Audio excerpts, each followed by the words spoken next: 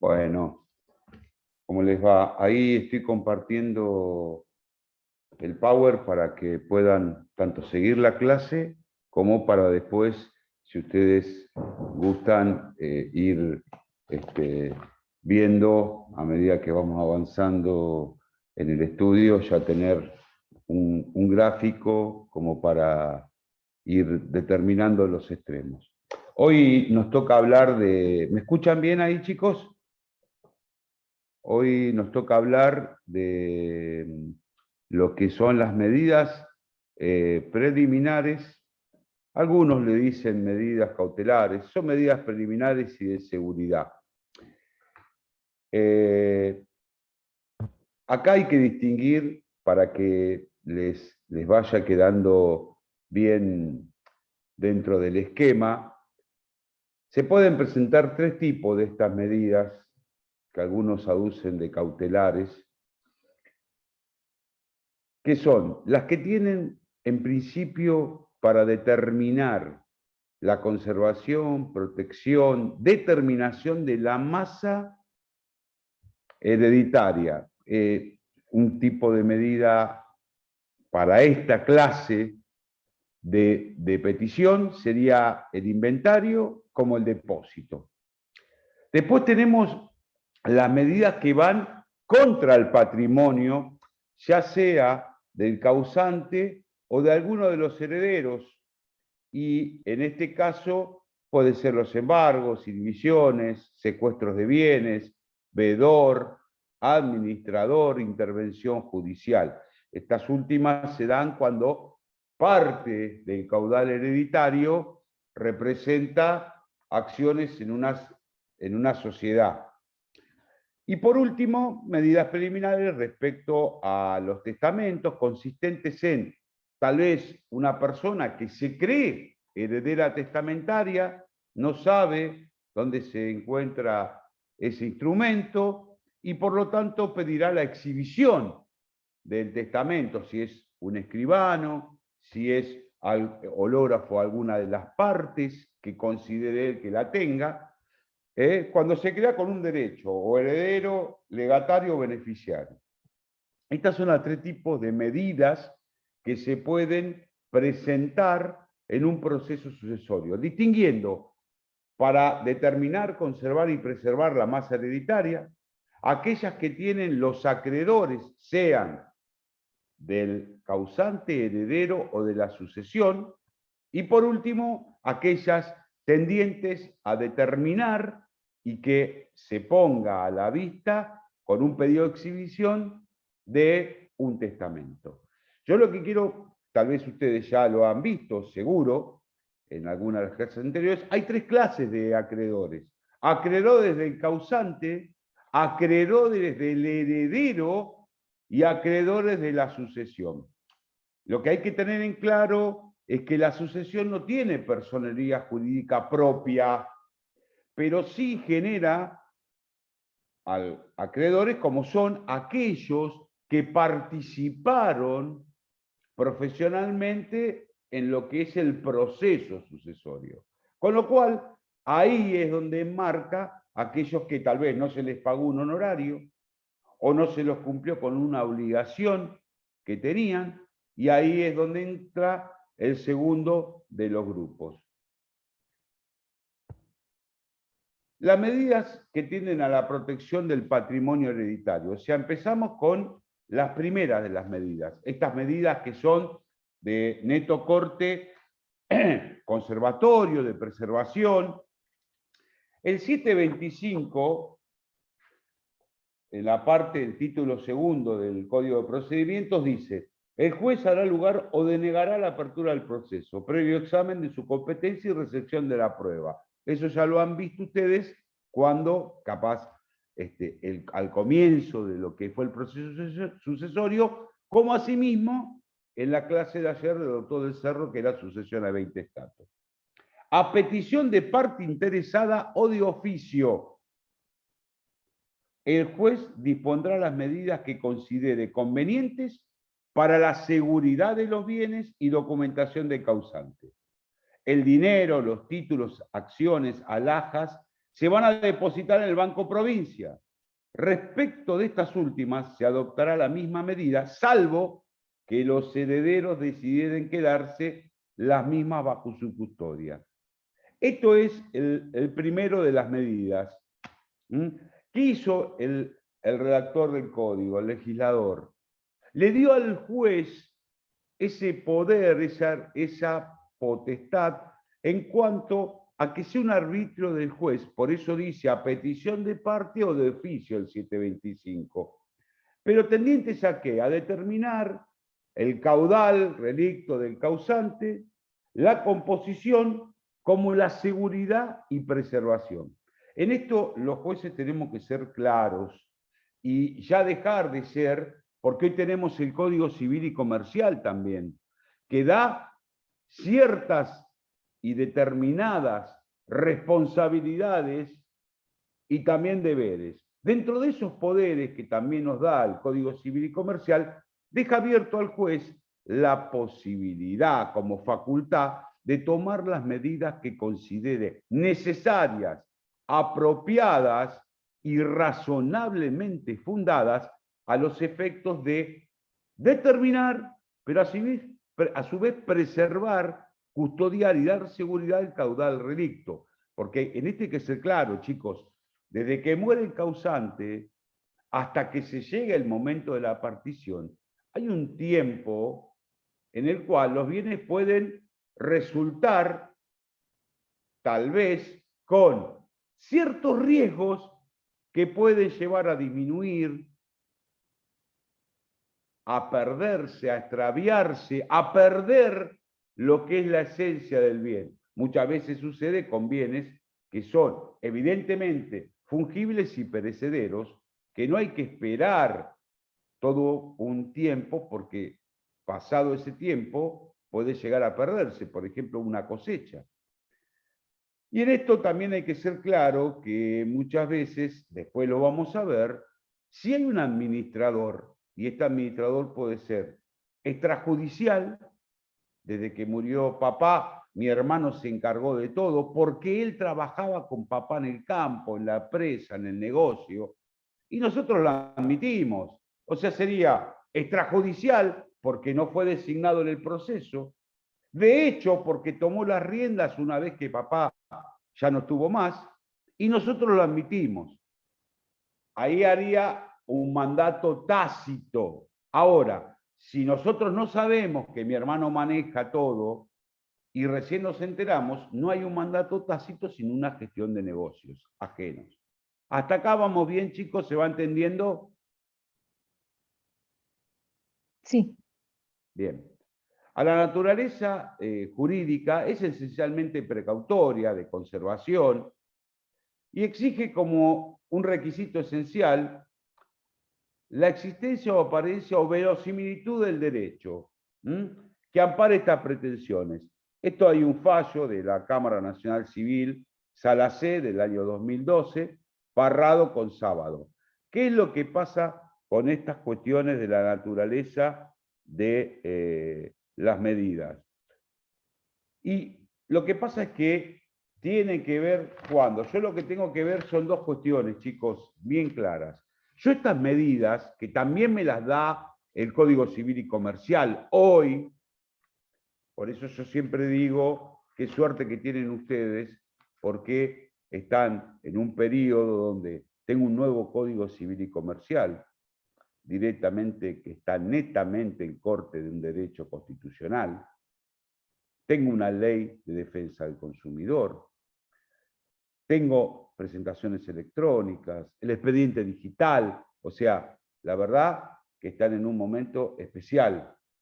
¿Por qué? Y porque hay todo un cambio en el derecho que los va a ir acompañando.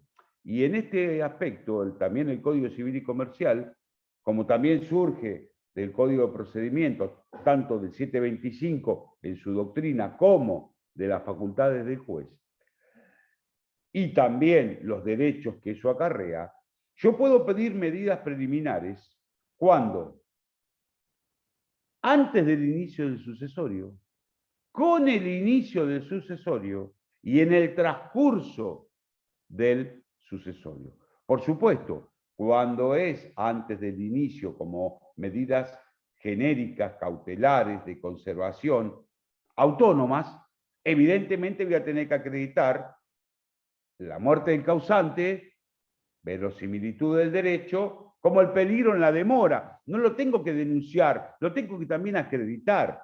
Lo mismo va a pasar cuando inicie la sucesión. Yo ahí ya voy a tener acreditado, porque uno de los recaudos para iniciar la sucesión es acompañar el certificado de defunción. Pero ahí voy a tener que también denunciar y acreditar el peligro en la demora, porque es lo que yo estoy solicitando. Y tal vez lo que dejo es todo un bosquejo dando pauta de ello, y es el juez, por eso es a petición de parte o de oficio. Es el juez el que va a adoptar las medidas que según él convengan a la masa hereditaria. Por supuesto, una vez que yo inicie la sucesión, tal vez antes de la declaratoria, veo, pienso, analizo, aparece alguna cuestión que me va a llevar a una medida de seguridad de conservación. También ahí voy a tener que acreditar no la verosimilitud, porque yo ya en ese aspecto fui tomando la petición de heredero. ¿Por qué? Porque acredité que mi padre estaba muerto. Tengo un problema con mi hermano, unas desavenencias que dan lugar a, por ahí, solicitar una medida, como es una constatación del inmueble donde vivía papá. Porque ahora vive mi hermano y su familia. Y yo no puedo ingresar, no pude determinar qué bienes hay dentro de la casa de papá, como tal vez que con el correr del tiempo, si somos dos los hermanos y él está viviendo con su familia, perdón, ahí yo voy a solicitar, mirá, me tenés que pagar un canon locativo porque vos sos el que estás usufructuando totalmente la casa de papá. Y considero que sería necesario que me abones un porcentaje por el canon locativo. ¿Se va entendiendo, chicos, esto? Sí, perfecto. Chicos, cualquier cosita me preguntan, ¿eh?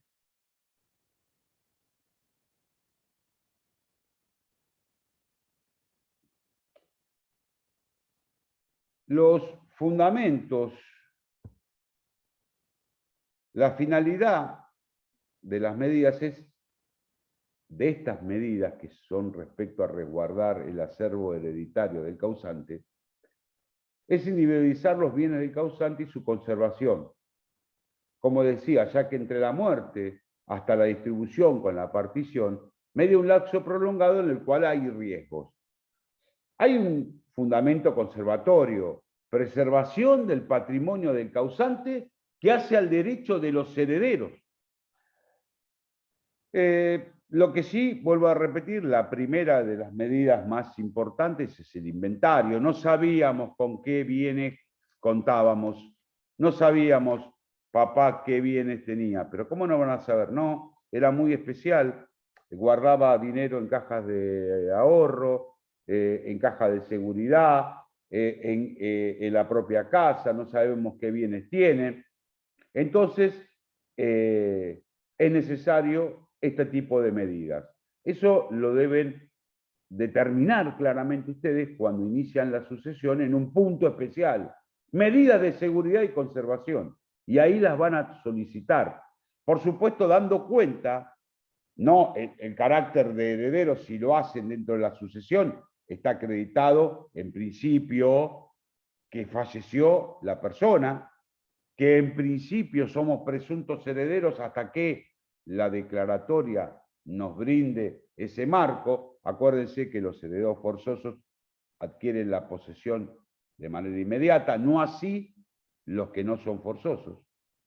Con lo cual es importante tener en cuenta todas estas pautas porque yo, al iniciar la sucesión en un punto de la demanda, voy a solicitar este tipo de medidas que hacen a resguardar el patrimonio del causante, lo que compone los bienes, como asimismo los derechos que sobre esos bienes tenemos nosotros, los herederos.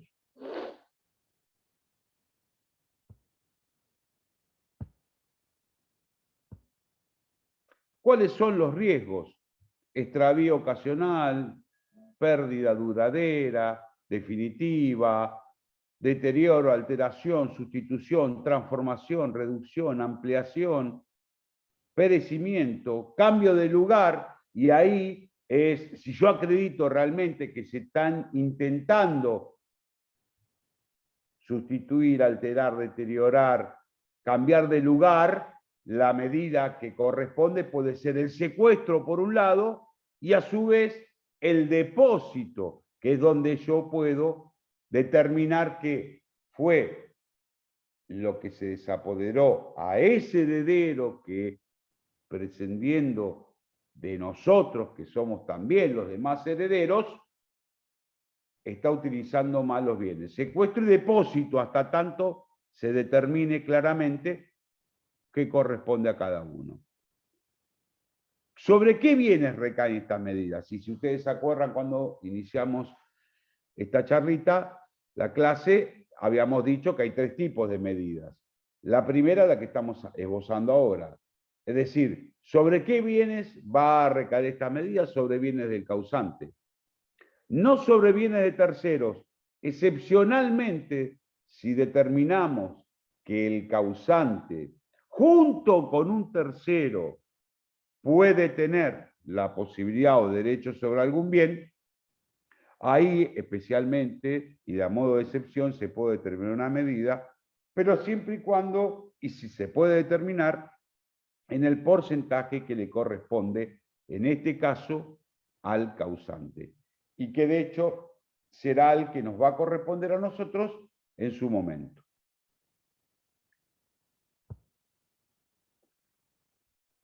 ¿Cuáles son los requisitos comunes para estas medidas? Prueba de la muerte del causante, es evidente, porque este tipo de medidas yo no las puedo solicitar estando vivo el causante. Por más que usted diga, no, pero está en coma y ya nos dijeron que lamentablemente el final está en pocas horas, en pocos días. No, perdón, ahí tenés otro tipo de medidas tendientes a la conservación, pero no este tipo de medidas que recién empiezan a jugar con la muerte del causante. Prueba del riesgo del patrimonio, y evidentemente es lo que yo dije. No solamente debo denunciar, sino por otro tanto, lo que debo hacer es acreditar sumariamente, poner al juez en conocimiento que necesariamente debe dictarse una medida de este tipo, no solamente para conservar los bienes que componen el acervo, sino, por su parte, que también haga a nuestro derecho que lo estamos tratando de custodiar. Otro tema es prueba del derecho del solicitante. Es decir, debo acreditar mi condición de legitimado para ello. Puede ser un heredero, el cónyuge, un beneficiario con cargo, albacea o cesionario.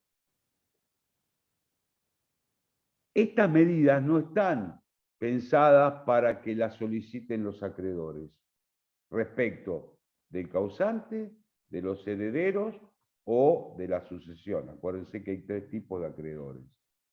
Pero eso sí, a veces puede ser que en ocasiones donde haya una excepcionalidad pueden ser solicitadas, pero los acreedores tienen aquellas medidas cautelares que les da el Código de Procedimientos a partir del 195, 209, 223, 221, 223 y siguientes, donde hay un cúmulo de medidas cautelares que van a resguardar sus derechos. ¿Qué diferencias podemos encontrar con las medidas cautelares? ¿Algunos se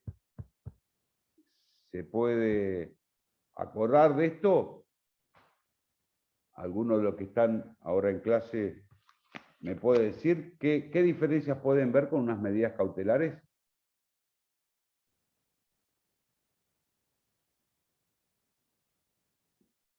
Tocado, hundido, agua. ¿Están dormidos, chicos? No.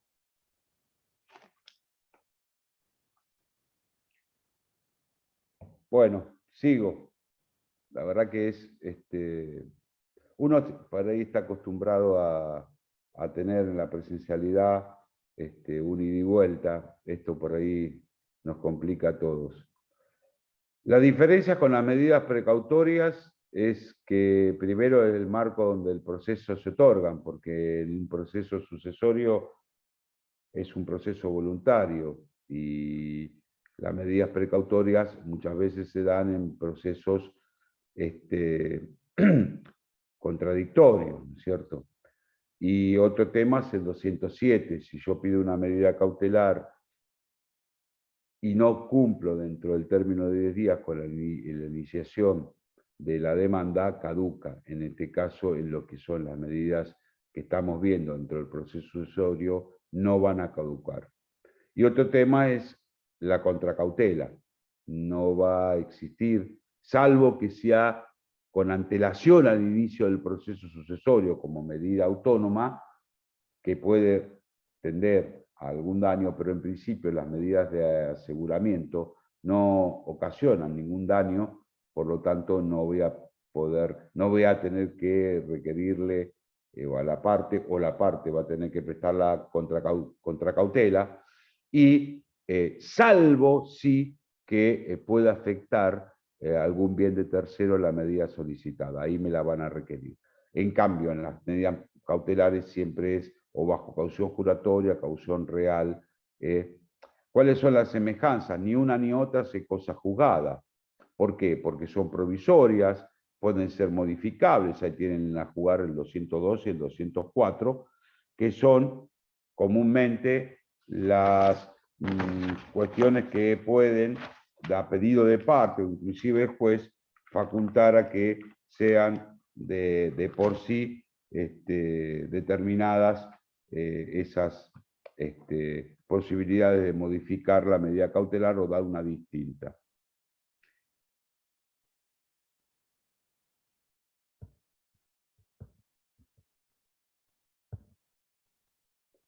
¿Cuáles son los poderes del juez? Poderes y deberes del juez en el proceso. ¿Hasta acá van entendiendo, chicos? Sí, perfecto. Bien.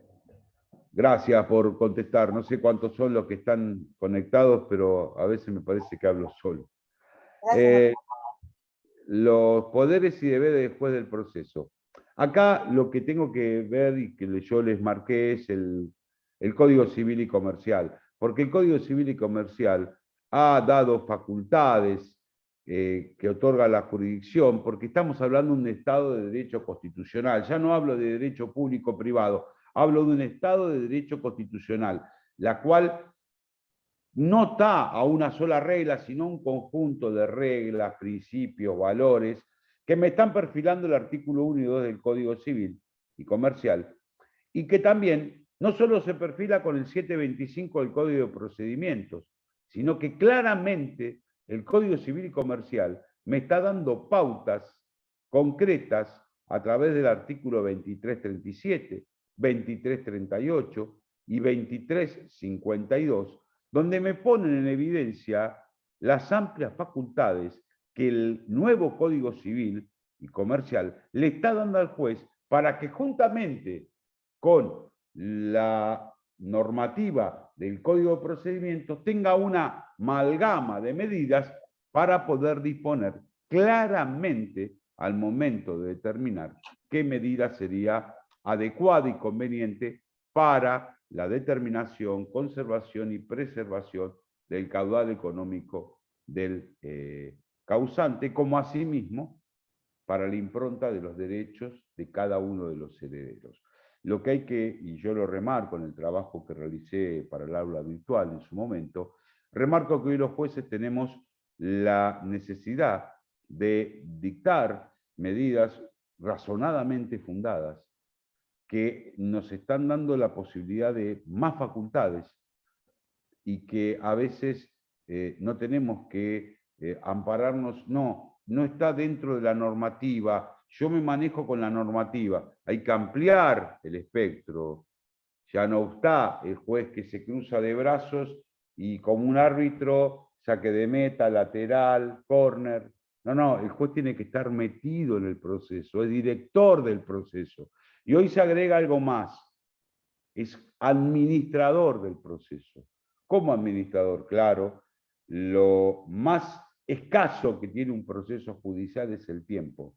Por ende, el juez tiene que administrar los tiempos para que realmente se determine claramente y en poco tiempo la claridad, la precisión y la decisión a tomar. Hoy por hoy tenemos, como todos saben, la oralidad del proceso civil y comercial, y ahí el juez no solamente es director, maneja los tiempos, y ahí va el tema de juez administrado. Director, ¿por qué? Porque no se queda con lo que las partes le dicen, sino va más allá, intentando buscar la verdad objetiva.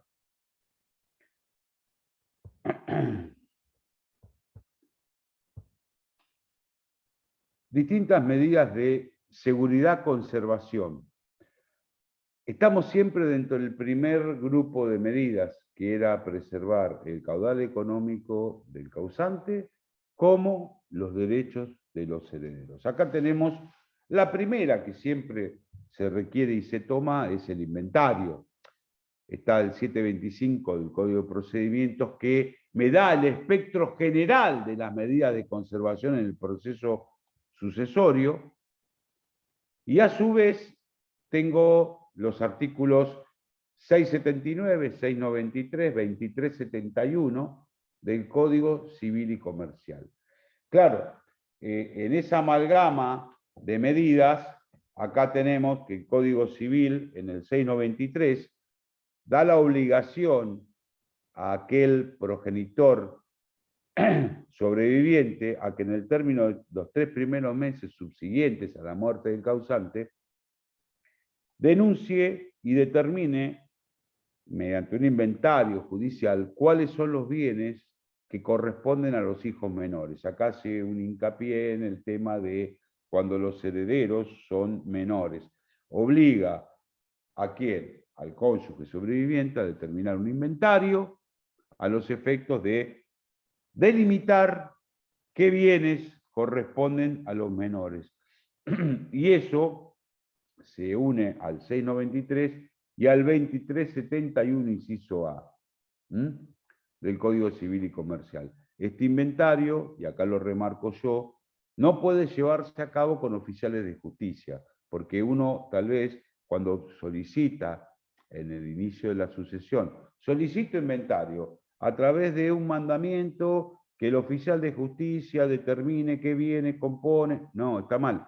¿Por qué está mal? Porque el 203 de la acordada 3397 del año 2008 expresamente refiere que tales auxiliares, oficiales de justicia, que son los que llevan adelante los mandamientos, están inhabilitados a realizar inventarios en las sucesiones. Con lo cual, ¿cómo puedo llevar a cabo un inventario?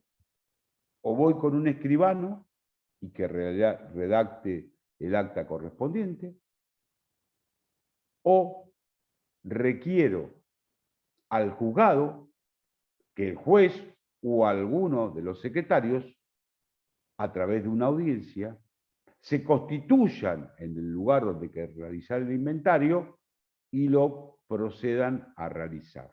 Comúnmente, esta es una facultad que los jueces delegan en los funcionarios. Me acuerdo que en mi vasta carrera judicial, muchas veces, cuando era empleado, acompañé a funcionarios, y cuando fui funcionario lo realizaba yo, y hay que tomarse su tiempo, porque hay que delimitar, clarificar, determinar, individualizar todos aquellos bienes que componen el acervo hereditario, porque no solamente es los bienes que constituyen la parte del hogar familiar o conyugal, sino también si hay, por ejemplo, cajas de seguridad, cajas de ahorro, cuentas corrientes, partes en alguna empresa, un fondo de comercio junto con un socio, con lo cual hay que ser muy diligente y saber qué medidas solicitar. En este caso, una es la que siempre aparece, que es la del inventario, porque es el primer paso para lograr, yo siempre digo lo mismo, ustedes no tienen que quedarse con una sola medida, porque puede ser inventario y si hay bienes de difícil cuidado o no confían en algún otro heredero, el secuestro y el depósito. Fíjense, hacemos un complemento. No me quedo siempre con una, complemento con las demás medidas. Por ejemplo, es muy usual, y esto lo venimos desarrollando y siempre no hace falta que lo hagan con un notario, porque el secretario de un juzgado, ni hablar del juez, puede llevar a cabo claramente estas medidas. Las que más se utilizan es un inventario en un hogar que donde vivió el causante, o, por ejemplo, cuentas de ahorro, como digo, caja de seguridad. Lo más importante es determinar ello.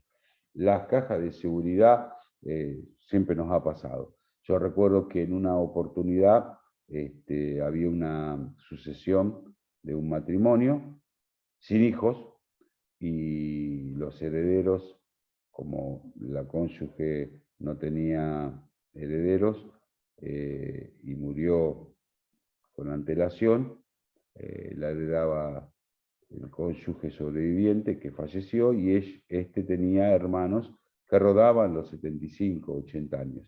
Había que colocar un administrador, eso es una medida de preservación. Y ahí se empezó con el tema de los inventarios.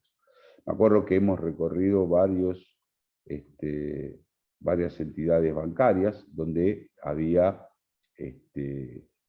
bienes, en este caso dinero, y recuerdo que muy bien lo que hacía en ese momento, estoy hablando del 2000, 2001, ustedes tal vez eran muy chicos, alguno no existía, había un tema que era la paridad cambiaria. Y con mucha astucia el abogado de la sucesión requirió al banco, en ese momento era el Banco Provincia, y a los demás bancos también lo hizo, requería que los fondos que estaban en pesos se transformen en dólares, como que compraba dólares y se depositaban nuevamente en la cuenta. En un momento no venían dólares desde Buenos Aires, no había dólares en el mercado de Mar del Plata, y ustedes fíjense las cosas que a veces, los errores que cometen algunos funcionarios también. El gerente del banco, como no tenía para cubrir en ese momento los dólares, le firmó un instrumento donde decía que el Banco Provincia se comprometía el día lunes, esto era un viernes, a comprar, transformar en dólares los pesos. Ahora, yo me quedé pensando, muy astuto el abogado, ¿por qué? Porque si el día lunes el dólar se disparaba como se disparó en su momento, que fue caótico, hubo que buscar un esfuerzo compartido porque estaba 1-1 hasta ese momento y después se fue 4-1, el Banco Provincia quedaba tambaleando y ni hablar de este gerente. Dos palabras, patitas afuera.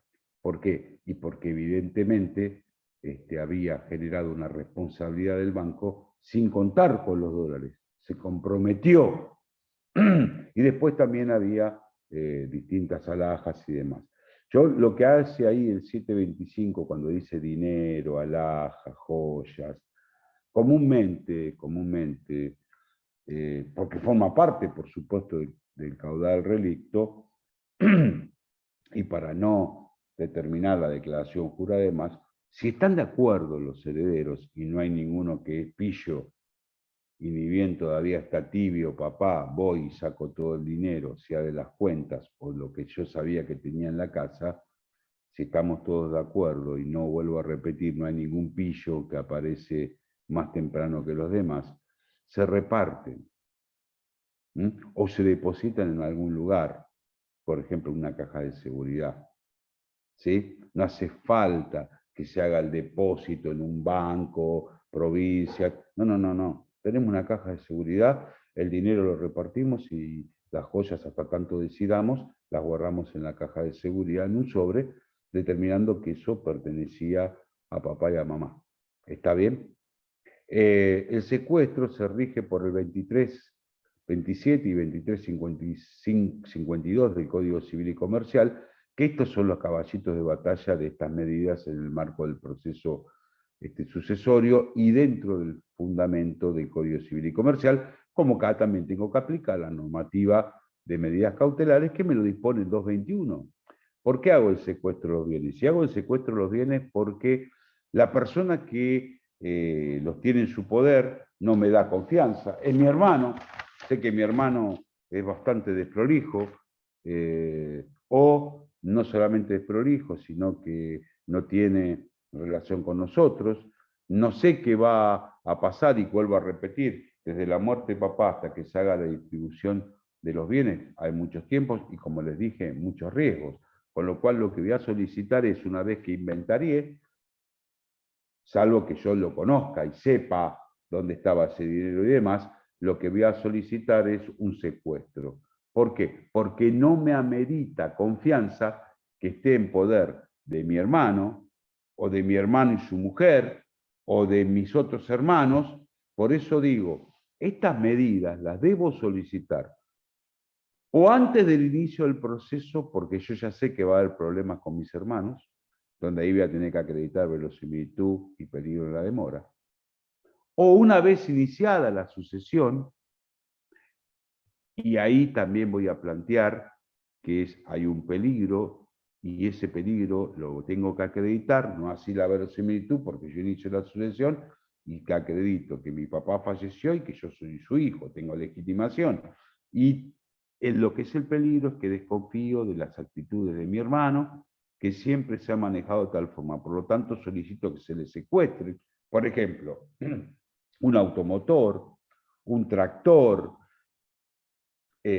bienes que hay en cuadros importantes que hay en la casa. ¿Por qué hago esto? Porque no confío en la persona de quien está ahí, mi hermano y mi cuñada. Es decir, la verdad que muchas veces, yo lo digo, lo que a veces se determina después de estas medidas, chicos, es una audiencia.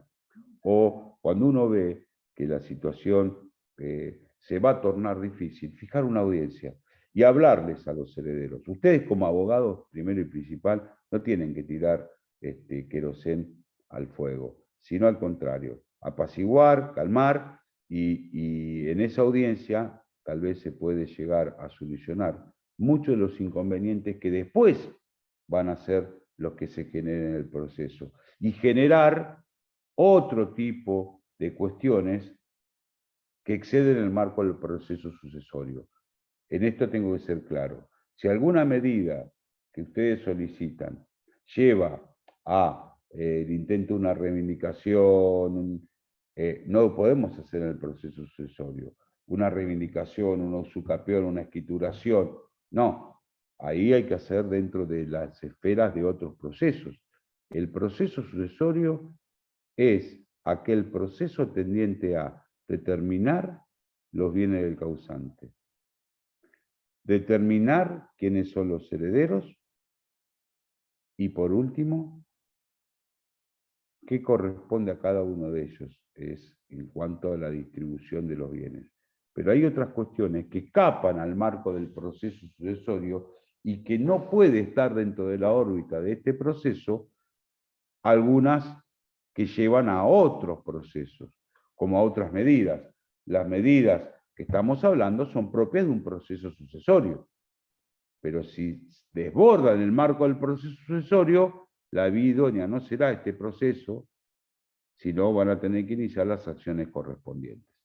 La de depósito de bienes es, como decía, los secuestramos, los bienes, por eso hablo de complementación. Y un depósito, donde en un lugar que sepamos que hasta tanto podamos disponer de esos bienes, están a resguardo, a cuidado, a preservación de los mismos.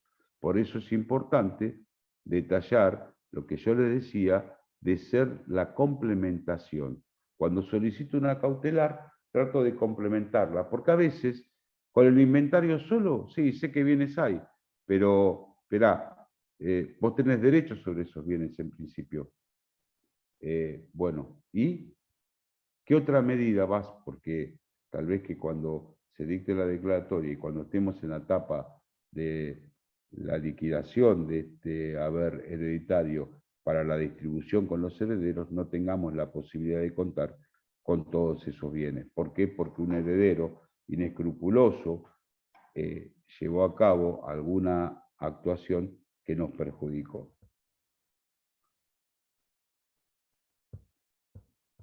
Una pregunta. Sí. ¿El peligro en la demora se puede probar con cualquier medio probatorio? O sea, ¿hay Sí, amplitud sí, probatoria? sí. Sobre todo, ¿sabés con qué lo hacen? Con la información sumaria de testigos. Ah, bien. Que no es que tengo que fijar una fecha y demás, ya eso lo hemos visto.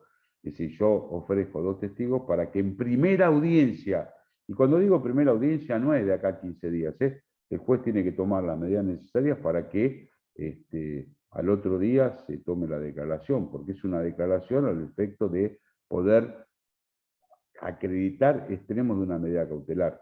Lo más posible es que sea cualquier día. ¿Por qué? Porque es una primera audiencia. Es decir, yo denuncio, el juez me cita a primera audiencia cualquier día. Hay juzgados que te dicen, para primeras audiencias, lunes, miércoles y viernes, de 12 a 12:30. Horror, no error. Horror, porque la primera audiencia se debe llevar a cabo de 8 a 2 cualquier día, de lunes a viernes. En este caso, y que estamos en una pandemia larga ya, lo que estamos haciendo es, en torno a las audiencias, hacerlas de modo virtual. Lo mismo que el trabajo en el juzgado. En el caso del juzgado 15, decidí desde arranque, porque esto hay que decirlo, del 19 de marzo del 2020 se está trabajando. No es que bajamos la hueste, no tuvimos la posibilidad, como si la justicia federal, de tener feria y demás. Y lo que se fue armando es, en el caso nuestro, 2 grupos cada 15 días y están trabajando de modo virtual y presencial muy poca gente, porque la Corte hace escasos 20 días, un poquito más, un mes, determinó que todavía sea menos la concurrencia presencial. Pero lo que digo es, yo tomo hoy, por ejemplo, termino la clase con ustedes y arranco con una audiencia preliminar, junto con el doctor Pérez Belmonte, que estamos casualmente los dos de modo presencial. Yo de acá ya me voy al juzgado y automáticamente nos conectamos. Eso es un avance muy grande. No hay que tener miedo a lo que es la modernidad, chicos. Se adaptan, nos adaptamos y las audiencias, con más razón, la toma un empleado, también conectado, se les da a los abogados el código correspondiente para ingresar y la audiencia, hoy el testigo, si tiene los medios desde su casa, si no va al estudio del abogado y ahí se le toma la declaración. Lo que sí tenés que tener en claro es hacer las preguntas que lleven a la conclusión del juez que evidentemente hay un peligro en la demora. Porque el juez no es que vos declaran 2 testigos y ya está. No, si el juez analice la declaración de los testigos no le alcanza, no te va a dictar la medida. ¿Está? Bien, gracias. Bueno, en lo que hace a... Perdón, doctor, Sí, cómo no. una preguntita. ¿Existe alguna posibilidad de entrar a esa audiencia por parte de nosotros para escuchar Mirá, después una audiencia preliminar? mirá, lo hablo hoy con... Yo desde por punto de vista de magistrado te diría que sí. Es más, yo lo voy a hablar ahora con el doctor Pérez Belmonte, el doctor Fundarena y la doctora Paz Luján, que son mis 3 funcionarios. porque nosotros en su momento, antes de la pandemia, tomé como premisa para que la práctica tenga también, la práctica 2, un andamiaje práctico, concreto y preciso como a todos nos gusta. Yo hacía listas y hacía comparecer a los alumnos a la audiencia preliminar y a lo más interesante, que es la audiencia de vista de causa, que ocurre a los 90 días de la audiencia preliminar. ¿Por qué? Porque ahí declaraban los testigos, las partes e inclusive iban los peritos. Yo voy a, siempre y todo, no sé, Patricia, ¿me estás haciendo vos la pregunta? Sí, doctor. Bueno, Patricia, también dependemos de que las partes, yo siempre era muy prudente, antes de que ingresen los alumnos, preguntarles a las partes si estaban de acuerdo. Ustedes me pueden decir, sí, pero las audiencias son públicas, sí, pero hay algunos temas, sobre todo los temas de familia, y en este caso sucesiones, que gusta o no gusta que estén presentes personas extrañas. Quédate tranquila, yo voy a averiguar. Por supuesto, tienen que haber el correspondiente código de acceso, y yo no sé quién va a dar clase jueves o el martes que viene, yo les confirmo si pueden presenciarlas. No habría ningún problema, salvo que las partes, y están en todo su derecho, se opongan a que haya terceras personas en esa audiencia. Yo lo lamenté muchísimo porque era muy representativo y ustedes aprendían mucho, tanto en la audiencia preliminar, que lo que se busca en primera instancia es un acercamiento para ver la forma de solucionar un conflicto, y si no se solucionaba, se proveía la prueba. Y ahí el juez, director del proceso, lo que hacía era ver qué prueba resultaba idónea y cuál no. Y después en la audiencia de vista de causa, porque toda la prueba, salvo las periciales y demás, pero sí tiene la vista de causa la posibilidad que el juez cita al perito para que brinde explicaciones, como también la declaración de los testigos y las partes. Bueno, siguiendo con el tema de las medidas, el depósito, si yo no soy un depositario fiel, debido, idóneo, yo tengo ciertas funciones que van a acarrear penas, carácter civil, penal y procesal. Las procesales ya lo sabemos, son aquellas multas procesales que se aplican por temeridad y malicia, y también aquellas conminatorias y compulsivas, conforme al artículo 37 del CPC. Las civiles van a ser los daños y perjuicios que provocó la actitud de este depositario judicial ya, porque es a partir de una orden judicial, y a su vez las penales, que son las de denuncia, desobediencia a una orden judicial o malversación. Otra medida que se suele solicitar, volvemos, inventario, secuestro, depósito, es la constatación del inmueble integrante del acervo. Y ahí aplico el 725, como la normativa que cité, 3227 y compañía, 3323 del Código Civil y Comercial. ¿Por qué? Porque ahí, en la constatación del inmueble, es importante. Por ejemplo, su señoría, miren, sabemos que mi hermano alquiló el inmueble, no nos dijo nada a nosotros, no sabemos quién ocupa, solicito como una medida para después solicitar otras medidas, un mandamiento de constatación. ¿Para qué? Para que se constate quién ocupa, en qué condición, que los individualice y exhiban documentación. Esto siempre es muy lamentable porque se ve muchísimo en los procesos sucesorios, donde muchas veces los hermanos están distanciados ya, ocurre la muerte de los padres, las culpas, las actitudes de cada uno no dejan entrar al hermano a la casa de los padres. Es la casa de papá y nuestra. Sí, bueno, pero yo me quedé con papá los últimos 6 meses, vos no viniste nunca, así que yo tengo derecho. No, todos tienen derecho. Y muchas veces uno en una audiencia le dice, la verdad, les puedo hacer francos, si su padre se levantase de la tumba, yo creo que a ambos les daría sus regios coscorrones, porque no puede ser que son hermanos de sangre y estén discutiendo por quién ocupa o no ocupa un inmueble. muchas veces los llamados de atención, que por eso digo, ustedes primero como letrado de las partes y después dentro de una audiencia el juez como director del proceso, debe tomarse las medidas del caso. ¿Por qué? Porque ellos quieren, no, pero yo quiero que termine esto, doctor. Bueno, si usted sigue poniendo palos en el camino, no se va a terminar. Usted lo que quiere es salvaguardar su derecho. Perfecto, colaboren todos para que se llegue a su fin, la división y la distribución de los bienes. Después, si usted no quiere ver a su hermano nunca más, es una decisión suya. Pero deben estar en este aspecto unidos para poner fin a un proceso que de no ir avanzando no se va a terminar más y así van a venir los problemas que se están enfrentando.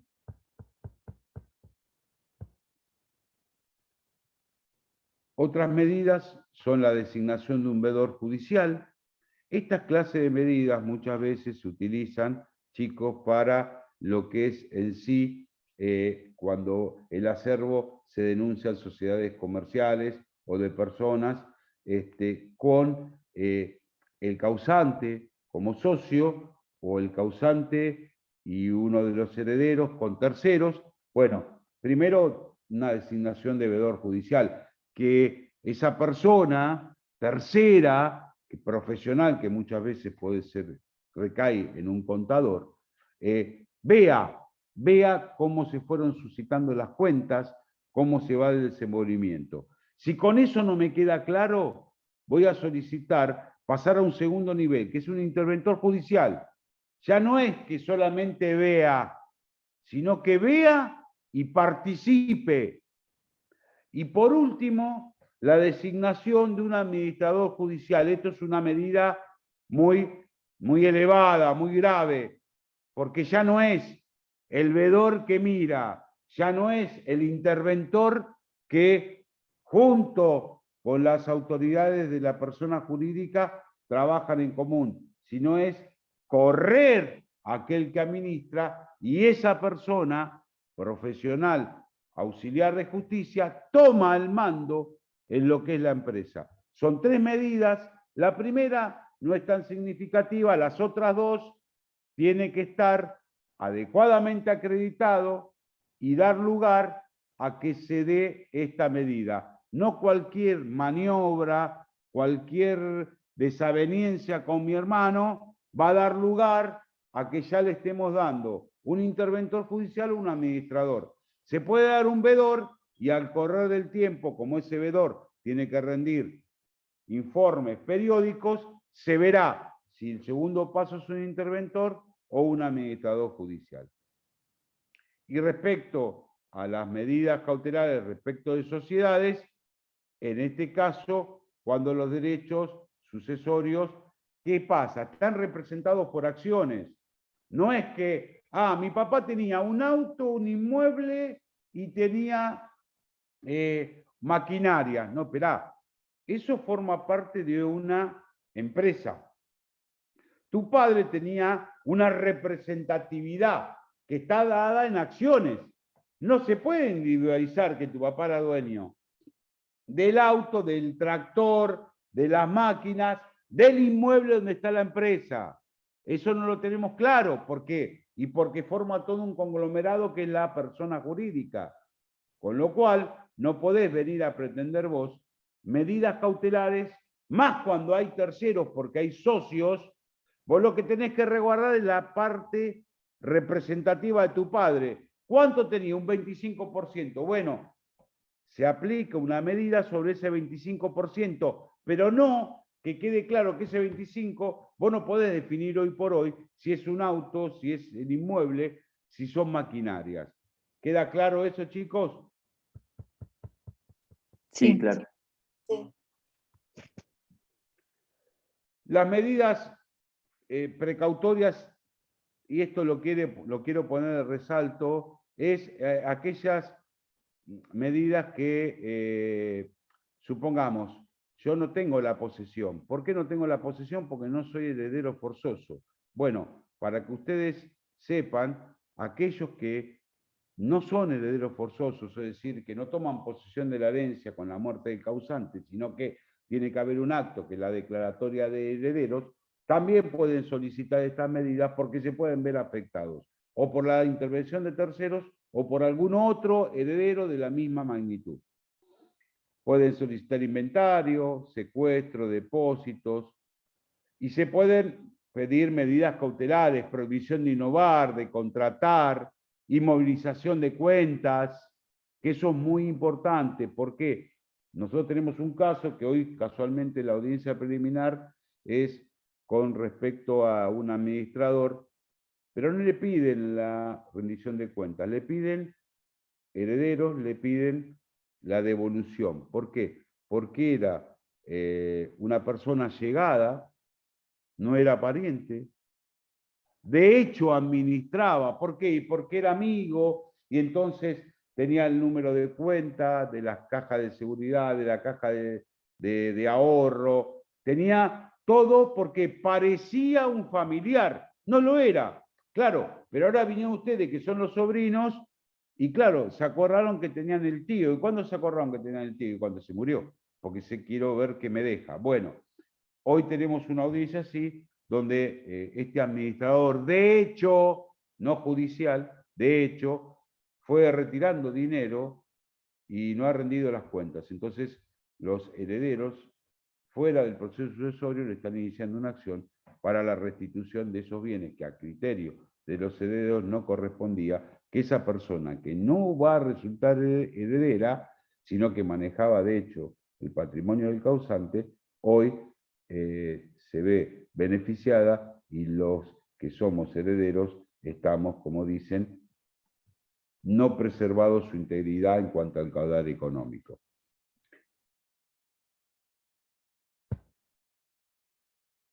Lo que puede hacerse en el caso de las medidas cautelares por terceros, los saqueadores, ahí chicos tienen que manejarse con lo que dictan las medidas cautelares. Yo como acreedor del causante voy a pedir un embargo, si sé que tiene bienes, la inhibición general, no sé qué bienes tienen, pero mi deudor, que es heredero del causante, algo va a recibir. Pido la inhibición. Cuando aparezca algún bien, sustituyo la medida. Esto es lo que se llama, por eso dijimos que las medidas en este tipo tienen también las variantes de que puedo pedir la sustitución, modificación, alteración.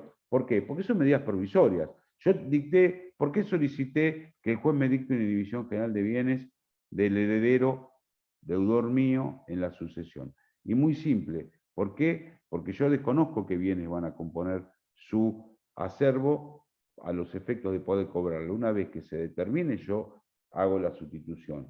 Un embargo sobre esos bienes o esa cápite de bienes que constituyen.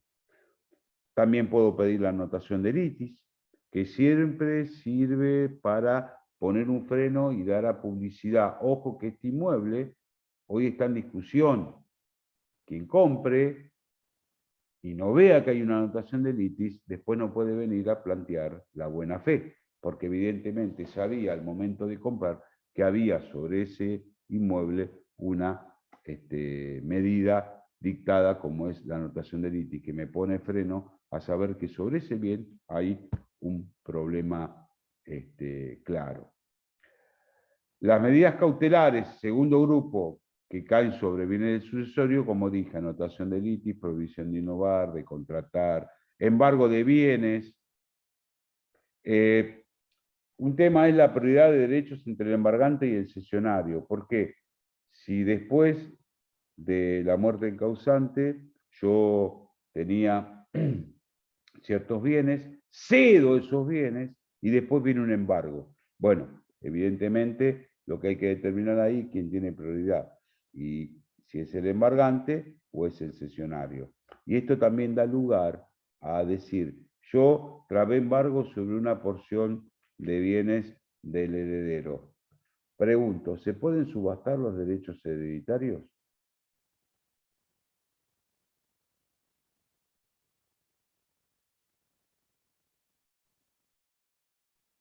Tocado, hundido, agua. ¿Nadie sabe eso? ¿Nunca se plantearon si se pueden subastar los derechos hereditarios? Y yo les puedo decir que sí. ¿Por qué? porque lo que yo se va a subastar son derechos sobre un bien. Y esos derechos hereditarios, algunos autores dicen no. Caso de, claramente lo determinan, que bajo ningún aspecto, porque no está determinado claramente cuál es la división, cuál es el bien individualizado y demás. Es lo que dicen es no, lo que tenemos acá, en eso lo determina fácil, dice es imposible subastar esos bienes. ¿Por qué? Porque no tengo individualizados cuáles son, sé que es un compendio. Bueno, en otro carácter, Graciela Medina dice, momento, si se pueden subastar parte de los bienes, si se pueden ceder, si esta persona que es heredera puede ceder los derechos hereditarios a un tercero o a otro heredero, como establece el Código Civil y Comercial hoy mediante escritura pública, ¿por qué no se va a poder vender? Con lo cual, yo sigo la tesis de Graciela Medina, que es clarísima. Si se pueden ceder los derechos sucesorios, también se pueden subastar, claramente. Y siempre hay que tener un aspecto de innovación y sustentado en una razonabilidad fundada. Si se pueden ceder los derechos hereditarios, también se pueden subastar. Quiere decir que tienen el convenio de medidas que pueden solicitar los acreedores respecto al causante o a herederos, cuando son deudores de algún acreedor o de la sucesión. Embargo, anotación de litis, prohibición de innovar, prohibición de contratar, inhibición general de bienes. ¿Cuáles son las otras medidas? La del tercer grupo, medidas preliminares del testamento, aquellos que tengan derecho por un testamento como sean legatarios, sean testamentarios, a que si desconocen dónde se encuentra y después determinan dónde están, que aquella persona, sea un notario, sea un tercero, exhiba el documento. Esto entra a jugar dentro del artículo 323 del Código de Procedimientos, que es las medidas preliminares, medidas que yo tengo que determinar a los efectos de que, y a los efectos de saber qué clase de proceso después voy a iniciar. Con esto, chicos, terminamos lo que es medidas cautelares, vamos a lo que es el administrador, sencillo y al pie, como para que ustedes tengan visión de lo que es la administración. ¿Alguna pregunta respecto a las medidas estas? ¿Ninguna? Ninguna. Bien. Administración de la sucesión. ¿Qué es el concepto de administración de la sucesión? En esto, chicos, tienen que ser claros y precisos. Es un conjunto de normas jurídicas tendientes a la conservación, a la administración y disposición de los bienes del causante. ¿Esto qué es? Y aquellas normas que van a determinar, preservar, cuidar, mantener en el tiempo, desarrollar todo lo que hacía el convenio de bienes que pertenece al causante. Según está regulado por el Código de Procedimientos 724, 744 y también por el Código Civil y Comercial, que claramente también dispone, hoy por hoy, y esto es digno de decirlo, me está manejando lo que es el administrador extrajudicial del judicial. El Código Civil me está determinando a partir del 2323 a 2329 el administrador extrajudicial. ¿Qué significa? No iniciamos la sucesión o iniciada ya, no tengo designado un administrador, pero hay alguien, por ejemplo, mi hermano, que desde la muerte de papá, extrajudicialmente fue guiando los destinos, fue administrando todo el caudal de mi padre. Somos 4 hermanos, nosotros 3 restantes consentimos, sabemos, ahí hay un mandato tácito. ¿Por qué? Porque yo, si es extrajudicial, puede ser mandato tácito o expreso. Que los 3 nos sentamos los 4 y decimos, te damos mandato expreso para que vos guíes. O No hacemos eso. En principio, los tres sabemos que mi hermano es el que administra. Estamos conformes, estamos satisfechos. Le damos anuencia, es un mandato tácito. Ahora, si mi hermano sigue administrando extrajudicialmente y nosotros no lo sabemos, no podemos decir hay un mandato tácito. Hay una gestión de negocios ajenos del cual va a tener que rendir cuentas, como también va a tener que rendir cuentas con el tema de mandato tácito o mandato expreso, porque una vez que hay un tema que es una obligación de todo administrador de rendir cuentas de su gestión, sobre todo para que las cosas queden claras. Y después tenemos el administrador judicial, que va del 2345 a 2355 del Código Civil y Comercial y el 2525. Hay algo importante, chicos, el Código Civil y Comercial hoy me trae que hay administrador extrajudicial y judicial. Como antes no se sabía, sí, pero no estaba explícito en el Código Civil. Hoy tenemos la suerte que en el Código Civil y Comercial tenemos esta característica de que propiamente y de manera expresa lo está determinado el Código Civil y Comercial. El Código de Procedimientos nos da en lo que es el administrador judicial. Que yo lo que quiero que tengan en cuenta es algo. El administrador judicial lo designa el juez, a petición de parte o él como una medida que le requieren.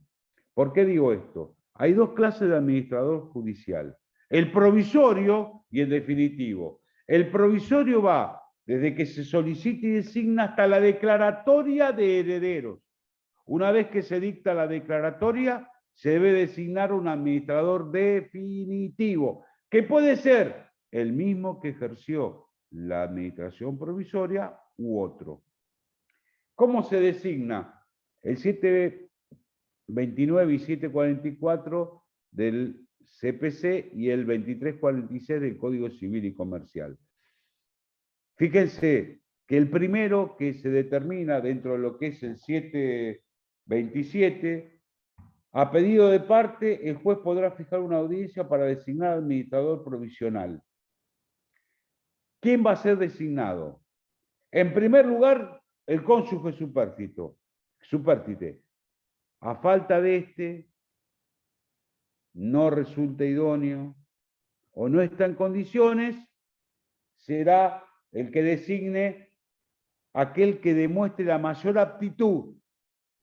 Y bueno, mamá está pero no está, porque no está muy bien ella de salud y a su vez no sabía cómo era el manejo del negocio de papá. Nosotros menos, pero mi hermano está en condiciones. Solicitamos que sea mi hermano el que sea administrador. Acá hay que aclarar algo. Si los herederos, en este caso presuntos herederos, porque recién se inició la sucesión y falta la declaratoria, que es un paso concreto donde me revisten de la condición. Pero somos herederos forzosos. Pero todo siempre se habla de presuntos hasta que haya una declaratoria. Podemos todos estar de acuerdo y en el primer escrito de la asociación decir, se designa administrador provisorio que recaiga en la cabeza de nuestro hermano Jacinto, que desde el vamos trabajó con papá en el negocio de venta de elementos sanitarios. Él la tiene clara, sabe qué comprar, qué no comprar. Esa es una. Todos de acuerdo, en el inicio de la asociación, proponemos a mi hermano. Iniciando la sucesión, solicitando que se lo designe administrador, denuncia a otros herederos, solicita que se los cite, vienen los herederos restantes y dicen, no, mi hermano bajo ningún aspecto, lo que toca lo quema, y entonces el juez no va a tener que ver la posibilidad esta, sino va a fijar una audiencia, y dentro de esa audiencia va a determinar, en primer lugar, la ley, tanto el 729 o el 727, 729 y 744, me marcan. Lo que tienen que saber ustedes es que me hablan de provisorio. El 744 ya de definitivo. Pero para designar, lo que está determinando es, primero, siempre el cónyuge supérstite.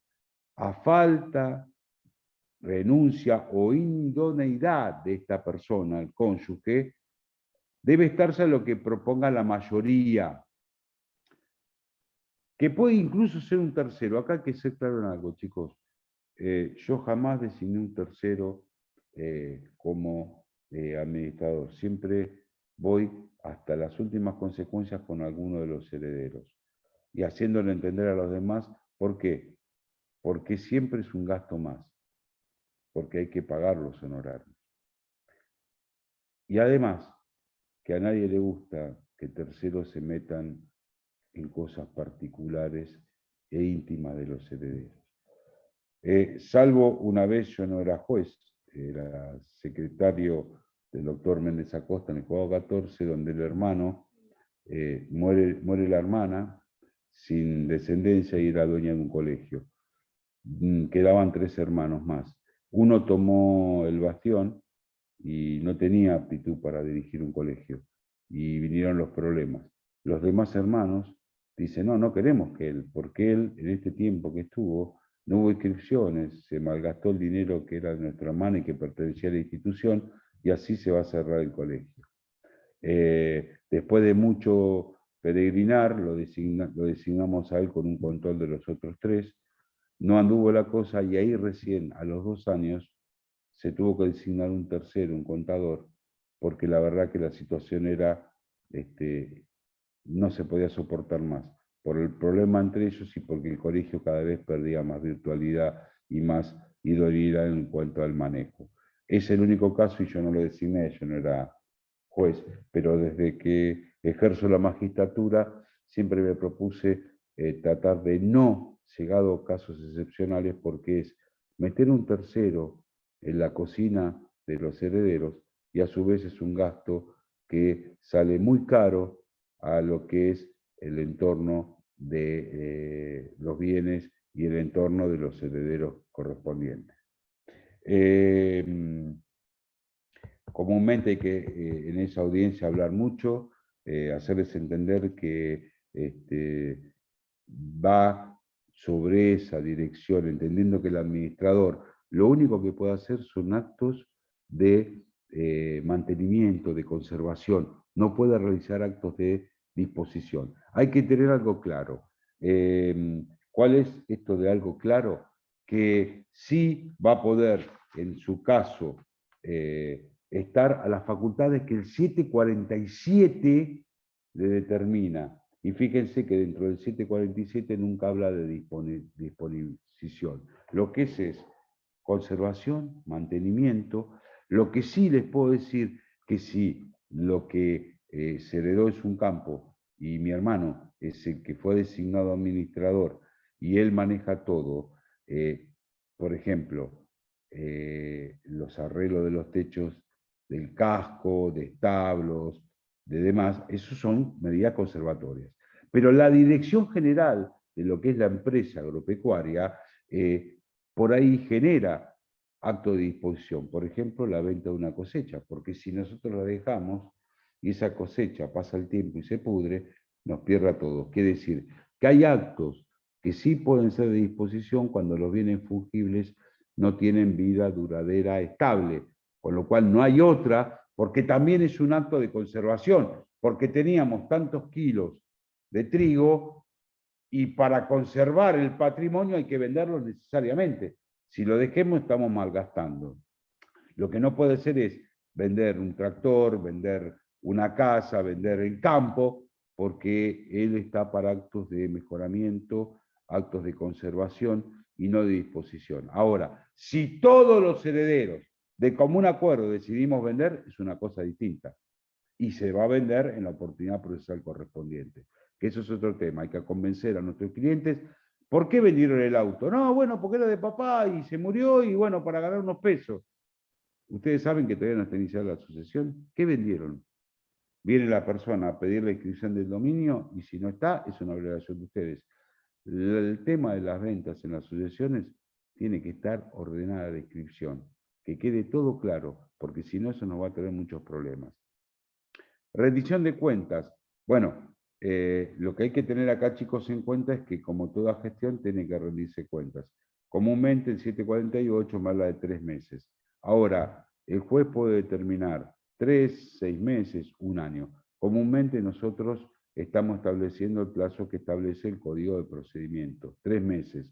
Ahora, chicos, si fue muy difícil llegar a la designación de administrador, si en ese aspecto tuvimos un arduo debate, pese a que los demás van a quedar que lo van a ir controlando, el administrador fue designado. Yo ahí, por una cuestión de respeto hacia los demás, más que 3 meses, le pediría una rendición de cuenta todos los meses. ¿Por qué? Porque hace falta que sus hermanos vean todos los meses en el expediente cuál ha sido el ingreso y egreso de fondos. Que quede claro, tiene que ser un manejo claro, distintivo e idóneo. Quien asume la responsabilidad de administrador, y eso se lo digo al momento que se los designa, usted está representando a los herederos. Usted es el que se maneja, pero solamente para actos de conservación. No, pero yo tengo que cambiar el techo. Bueno, utilice los fondos, no es disposición, es conservación, para conservar el inmueble en las condiciones que tiene que estar. Son solamente actos de mejoramiento, de conservación, nunca actos de disposición. Para disponer de un bien, necesariamente se requiere la autorización de todos y cada uno de los herederos. Hay un tema que hace a los administradores, que es la función jurisdiccional. En los procesos judiciales, yo lo que tengo que tener en cuenta, chicos, es que muchas veces para actuar en un proceso, sí o sí necesito y acá me lo marca el 747 como el 2353 y 2354 del Código Civil y Comercial, que para estar en un juicio el administrador requiere de la autorización de los herederos, como sino de la autorización judicial. No consigo de los herederos una autorización judicial para presentarme y contestar una demanda, para iniciar un proceso. Ahora, en esto que siempre ha sido debatido en doctrina y jurisprudencia, pues dice, no, si él administra, representa todo. Bueno, lo que queda es, yo para presentarme en un proceso por la masa hereditaria, debo necesitar la autorización de todos los herederos. Si no lo consigo, autorización judicial. Si la cuestión amerita urgencia, iniciaré la acción, pero inmediatamente de iniciada debo requerir la autorización de los herederos o esa autorización judicial.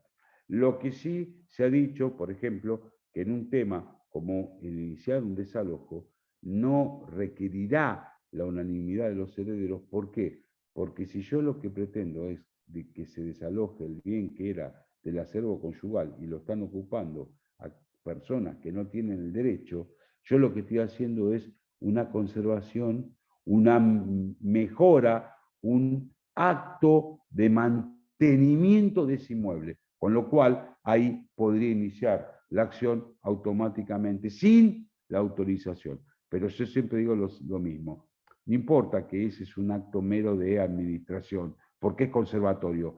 Igual que te firmen los demás como para que te quedes tranquilo. Y por supuesto rendir cuentas a cada momento. ¿Por qué?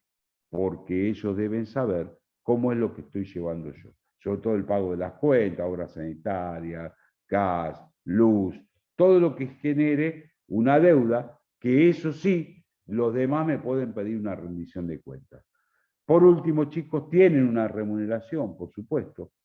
Los códigos procesales y el Código Civil y Comercial claramente prevén que la actuación del administrador debe ser remunerada, y en este aspecto, tanto el 750 del Código de Procedimientos como el 2345 del Código Civil y Comercial me da la pauta. Lo que no me determinan es claramente cómo llegar a determinar el quantum.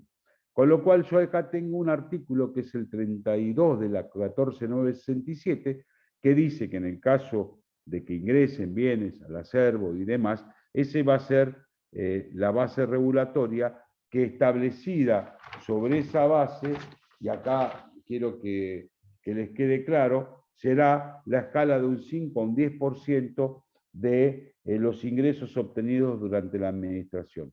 ¿Qué pasa si yo no puedo determinar que hubo ingresos y determinar una base regulatoria? Voy a aplicar el artículo 16. ¿Qué significa aplicar el artículo 16 de la ley 14.967?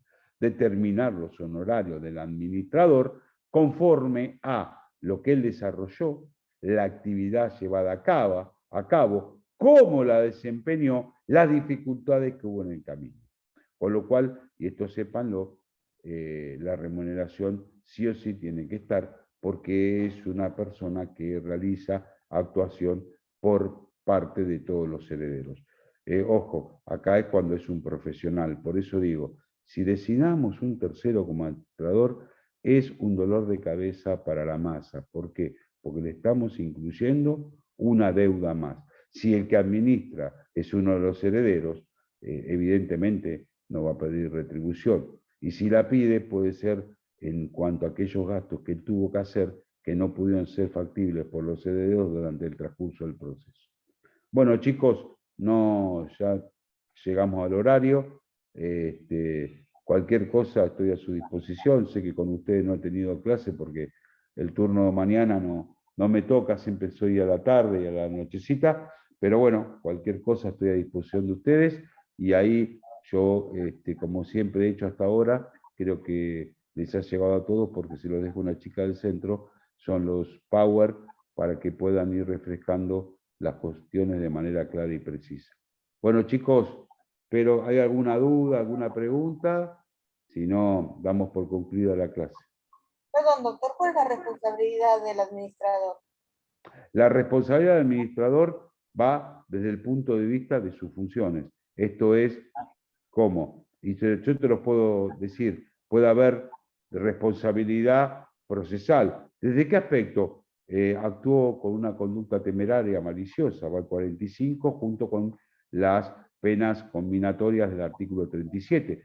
Puede haber también una sanción penal. ¿Desde qué punto? Defraudación, estafa, como también me da el marco civil cuando, por ejemplo, acá en la audiencia que voy a tener ahora, no se planteó, porque lo que estoy planteando yo a esa persona que era administradora es que me reintegre lo que hubo de llevarse.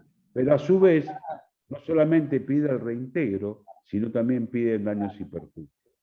Con lo cual te estoy dando pie en el tema civil. Yo lo que voy a pedir es no solamente que se me rinda cuentas, que es algo fundamental. Saben que el proceso de rendición de cuentas tiene 3 etapas. Primero, determinar si la persona debe o no rendir cuentas. Esa es la primera sentencia. Segundo, debe rendir cuentas. El segundo paso es que las rinda. Y el tercer paso es aprobar o no aprobar la rendición de cuentas. Y a su vez genera daños y perjuicios, porque si rinde cuentas y de ahí surge que hay errores significativos en contra de alguna persona, en este caso herederos, los herederos también pueden pedir los daños y perjuicios. Yo no pensé en la parte de que el administrador actuara mal, sino al revés. ¿Cuáles son las cosas por las cuales el administrador no quiere administrar? O sea, ¿cuál es la responsabilidad que es tan grande que prefiero que yo no sea administrador, que sea otra persona? Bueno, ahí tenés de distintos tipos. Por ejemplo, una madre que diga, no, mira, yo estoy grande, nunca estuve al frente de los negocios de papá, yo no quiero aceptar. No, mamá, pero vos sos la que la ley pone en primer lugar y nosotros ayudamos. No tengo ganas, no puedo, por eso se habla de no soy idónea, idoneidad, renuncia a que se me otorgue la posibilidad de ser administrador, como el código dice que soy preeminente y yo no quiero. Lo otro es algún heredero. ¿Sabes qué pasa? Yo tengo mi trabajo, mis cosas, esto me lleva tiempo, tengo que ir a ARBA, a EDEA, a Camusi, pagar. No, la verdad que no estoy dispuesto. Por eso digo, y a su vez, con las responsabilidades que genera la actuación de administrador, dice, no, disculpa, no quiero tener ningún problema. Hasta ahora con mis hermanos todo bien, si yo tomo esto, por ahí me salen con un juicio, no. Y la otra es la intervención. No quiero realizar procesos judiciales. No, nunca tuve problema, no quiero saber nada con eso. Por eso, pero ahí el juez lo que tiene que hacer es hablar con los herederos para que alguno asuma esa responsabilidad, porque si no le tenés que decir claramente dos cosas. La primera, que va a generar un gasto más para ustedes y que va a ser menos lo que se vaya a distribuir. ¿Por qué? Porque hay que pagar gastos. Segundo, se les va a meter una tercera persona en lo que es lo familiar. En el negocio de su padre se va a meter una tercera persona y ustedes son los que tienen que tomar las riendas. Entonces vos tenés que convencer en esa audiencia para que alguno de los herederos, si no es la preeminente que es la cónyuge, cualquiera, el que esté más idóneo o el que sea elegido por la mayoría, pero tenés que tratar de convencerlos. Si no los convencés, si nadie quiere ser, tendrá que ser un tercero. ¿Se entendió? Sí, doctor, gracias. Bien. ¿Alguna otra duda, chicos?